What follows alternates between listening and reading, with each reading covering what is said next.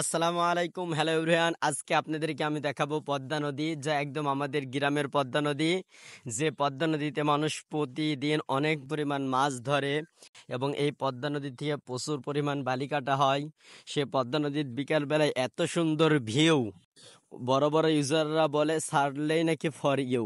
তো আমি আপনাদের সঙ্গে আছি, এই সেম তুহিন মাহমুদ। তো এখন আপনাদেরকে আমি দেখাবো পদ্মা নদী, আমাদের এলাকার পদ্মা নদী। তো যাই হোক, আপনাদেরকে যেটা দেখতে পাচ্ছেন এটা আমাদের পদ্মা নদী। তো পদ্মা নদীতে তোলা যে বালি, এই বালির উপরে দেখছি আমাদের বাংলাদেশের যে মরুভূমি প্রাণী আছে সেটা বালুর উপরে বসে আছে, তাই আপনাদের সঙ্গে শেয়ার করলাম। তো সর্বপ্রথম বলে রাখি, যদি ভিডিওটি ভালো লাগে সর্বপ্রথম একটি লাইক কমেন্ট করে আমাদের সাথে থাকবেন। তো যাই হোক, আমাদের পদ্মা নদী প্রচুর পরিমাণ ভাঙছিল। এখন আমাদের নদীর একপাশে বালির বস্তা দিয়ে কাজ চলছে বাঁধ বাঁধাইয়ের, যাতে নদীটা না ভাঙে।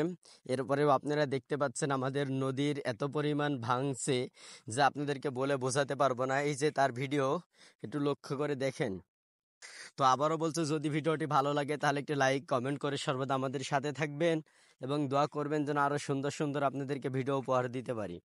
যেখানে দেখছেন নদী ভাঙছে, এখানে কিছুদিন আগে মানুষ এখানে ধান, গম, ভুট্টা ইত্যাদি আবাদ করত, কিন্তু নদী ভাঙ্গার কারণে এখন আর এই আবাদগুলো করতে পারছে না। এখানে মানুষ বসবাস করত, সে বাড়ি ঘর ভেঙে অন্য জায়গায় উঠে চলে গিয়েছে, তারপরে তাদের কত কষ্ট হচ্ছে।